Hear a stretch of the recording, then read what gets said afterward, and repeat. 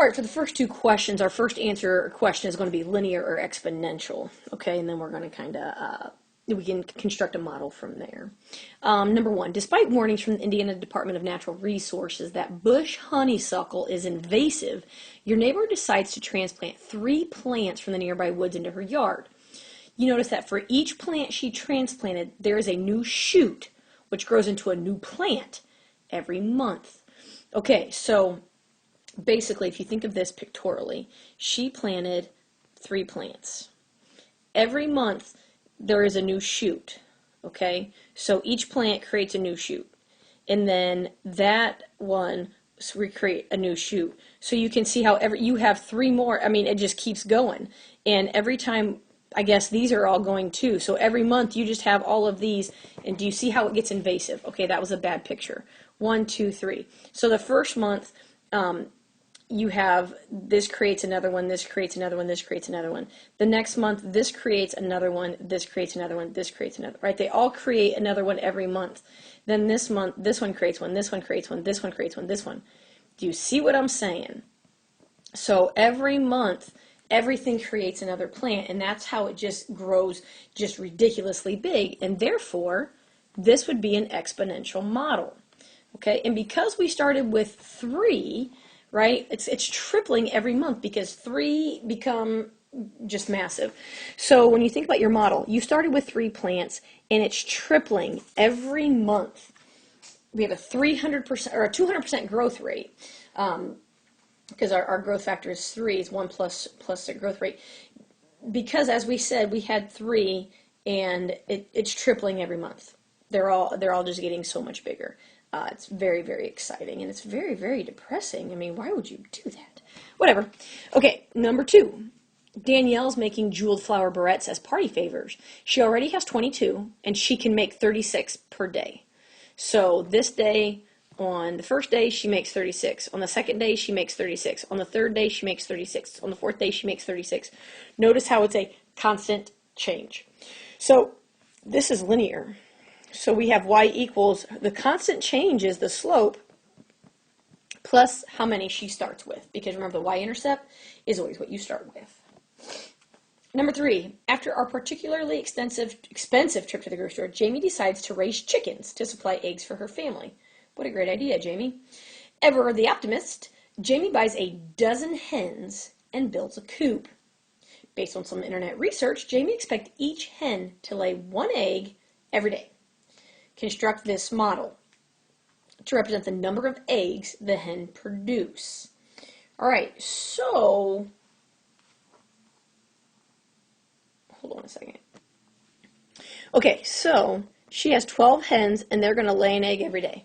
So her model to represent the number of eggs the hen produce, right, and this is based on where X is the number of days. If she has 12 hens, and they're going to, dozen is 12. If she has 12 hens, and they're going to lay an egg a day, she's going to get 12 eggs a day, right? We're assuming that they don't miss a day. So if 4 days go by, she has 48 eggs.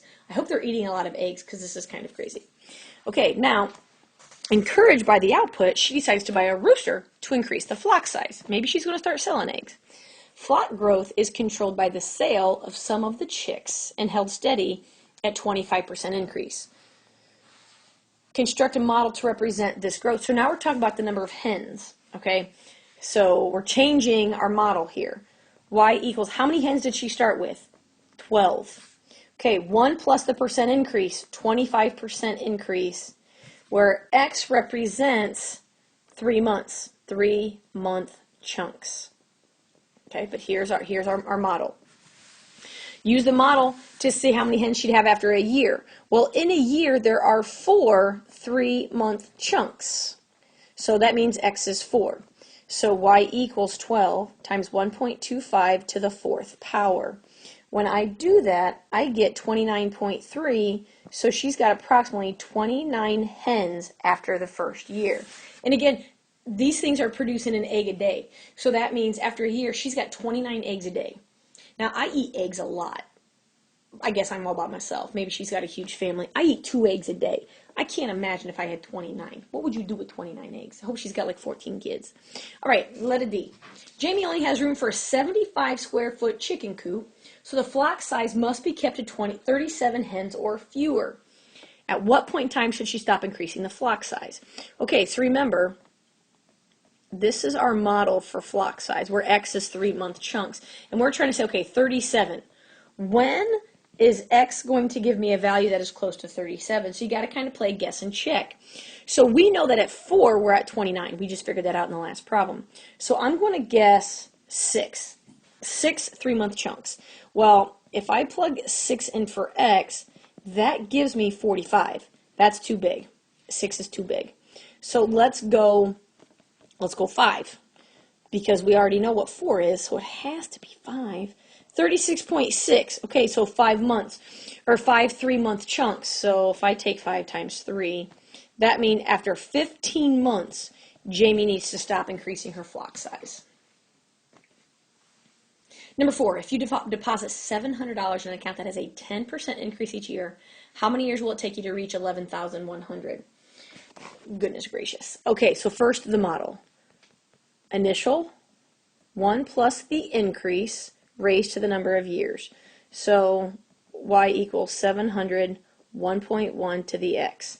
Now you're trying to figure out when will y be 11,100, and we're going to use our guess and check method. So I'm going to start with 20. Let's say that x is 20. So 700 times 1.1 to the 20th power, and that gives me 4,709. That is way too low.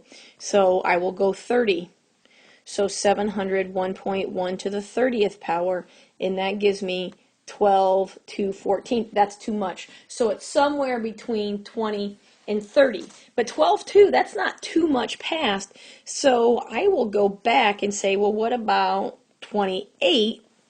And if I do 28, 1.1 to the 28th power, I get 10,094, not enough. So if 30 is too much, 28 is not enough, 29 years. Roughly, I mean, you should check. You should plug in 700, 1.1 to the 29th power, and you do get 1104. So it does just sink in there, 29 years, how long it'll take you to reach that goal. So I hope you put that money in early, because 29 years is a long time. Well, I feel like it's a long time. Number 5, Professor Smith starts a Twitter account with 100 students as their followers. If her number of followers doubles every month, first of all, what's her growth factor? Well, doubles implies a growth factor of 2. So how do we write this as a model? Well, how much does she start with? She starts with 100, growth factor, and x, where x represents number of months. So x is your time period, so you got to make sure you're paying attention to your time period here. How many followers will she have after 4 months? Well, she started with 100, doubles every month, raised to the 4th power. After 4 months, she'll have 1,600 followers. I hope she's interesting, because what else? How long is it going to take her to hit a million? So with this model, oops, not 4, just x, we want to know, when is y going to be a million? And again, we play the guess and check method here. So I start with, I don't know, let's go 12. Well, if I plug 12 in, because that's a year, right? 100 times 2 to the 12th power, I get 409,600. Too low. I'm going to go 14. Well, if I plug in 14, 100 times 2 to the 14th, I get 1,638,400. Too high. So if I go to 13, 100 times 2 to the 13th power, I get 819.2. So you can, it's between 13 and 14. If you're dealing with whole months, then you would say 14, because that's when she is above 1 million. So a year and 2 months, essentially. Number 6, Beth is particularly susceptible to getting strep throat. Sucks to be her. If she's infected with the one Streptococcus pyogenes bacteria, it has a doubling time of 20 minutes. Create a model to represent this growth. Okay, so y equals, she starts with 1, it doubles, so her growth factor is 2, where x equals 20-minute chunks. All right, part A. What will she have after 3 hours? Well, 1 hour is 3 20-minute chunks. So 3 hours would be 9. So X is 9, right? Because 20 minutes, there are 3 20-minute chunks in every hour, right? 20, 40, 60. So if there are 3 hours, 3 20-minute chunks in each one, 3 times 3 is 9. Great. So Y equals 1 times 2 to the 9th power. She will have, where's my answer, 512 bacteria after just 3 hours. Super depressing. How many will be present after 1 day? Well, 1 day is 24 hours, and we know 3 20-minute chunks per hour, so X is 72. So 1 times 2 to the 72nd power, after a day, she'll have 4.7 times 10 to the 21st bacteria. That's a lot. Okay, that's just all I'm going to say. That's a lot. Number 7, different problem. Brandon notices a few fleas on his kitten Tig. Suppose female fleas lay 40 eggs a day and there were only 2 female eggs on Tig. Construct a model to represent the number of eggs laid at time t. Okay, well, female fleas lay 40 eggs a day. So if there are 2 females, you're getting 80 eggs per day. Does that make sense? Because each female is producing 40 eggs. So I think this is linear. 80 eggs per day, and I didn't start with any eggs. I started with 2 fleas. So just 80x. How many eggs will be there after 4 days? Well, 80 eggs a day from those 2 females for 4 days, you're going to have 320 eggs. That's a lot. Assume all the eggs hatch and 1/4 of the fleas are female. Construct a new model. Okay, if you had 320 eggs, 1/4 of them are female, that means we have 80 more females. I'm pretty sure the 2 that we had didn't die, so I now have 82 females total. Okay. Yep, this is the last page, good in case I need it. So if I have 82 females, each one of those produces 40 eggs a day. That's a lot of freaking eggs. That means there are 3,280 eggs per day. So my new model would be 3280x. So every day there's another 3,280 eggs on your kitten. This is why fleas are bad, because they are just ridiculous. And yeah, I wonder if you can write that as an exponential model, because but they don't double. They're just laying 40 eggs a day. No, that's definitely linear. Yep, that's it.